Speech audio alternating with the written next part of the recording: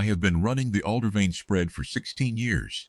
It is a working cattle operation of 1,200 acres east of the Sage River, and I have been its sole operator since my father put the deed in my hands in 1875.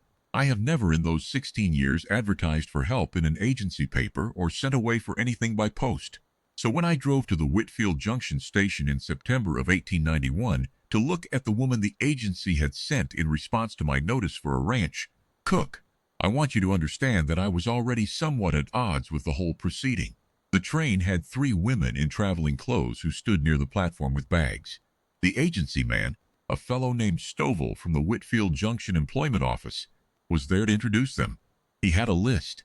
He introduced the first 2, a young woman from Arkansas and a widow from Laramie, with some ceremony. He was walking toward the 3rd woman when another man standing behind me on the platform stepped forward and said he was here for the same notice. He looked at the 3rd woman. He looked away. I have been around cattle for 16 years.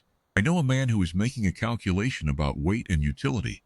That was the calculation he was making, and the result of it was that he looked at the 3rd woman and looked away and moved toward the first 2. The 3rd woman was standing slightly apart from the others. She was 30 or so, in a plain dark traveling dress, with a worn hem, good posture, a canvas bag, and the quality of manner that belongs to a person who is watching a situation without requiring anything from it. She was not distressed. She was not demonstrating her good nature for the platform. She was watching. I walked over to where Stovell was still making his introductions, and I said, "Who is she?" Stovell checked his list. He said, "Miss Opal Hinds, from Wichita, keeps house. Good with canning and smoke curing per reference. I should mention, the other gentleman was here first," I said. "I am aware," I said to her. "I have a 1,200-acre cattle spread east of the Sage River. It is a working ranch. There is a cook's cabin separate from the main house. The work is real, and the pay is what I wrote in the notice. And I don't expect more from people than is in the notice, and I pay on time." I looked at her. I said, "If that is what you're looking for, I'm Elam Brace, and that's my wagon." She looked at me with the quality of attention of someone who is deciding a thing rather than being decided for. She said, "What's in the canning cellar?" I said, "Mostly beans and some preserved peaches from last summer, and a shelf of things I couldn't identify when I moved in." She said, "I'll take stock when I arrive." She picked up her canvas bag. She said, "I'm Opal Hinds." She reorganized the canning cellar in 2 days. The beans she had canned by the end of the 2nd week were considerably better than any beans I had eaten in 16 years. The shelf of unidentified items turned out to be a previous tenant's preserved elk, which she used in 3 different ways and made useful.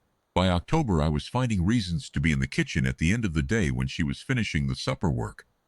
I am aware of the nature of that, looking back on it. In November, during the first week of a hard freeze, the cook's cabin stovepipe developed a problem that I fixed on a Saturday morning, and that I had, in truth, noticed developing for 2 weeks before I mentioned it. This is not something I am particularly proud of. She told me in December that she intended to stay through the winter and was considering through the spring.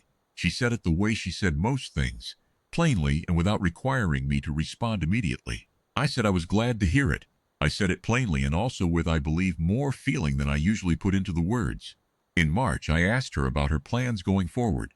She said she was open to various arrangements. I said, "I would like you to consider this permanent." She said, "That's a very wide arrangement." I said, "I mean it the widest way." She looked at me for a moment. She said, "Elam Brace, you took 16 years to get to a cook, and the first thing you said was about the beans." I said, "The beans were relevant." She said, "Yes.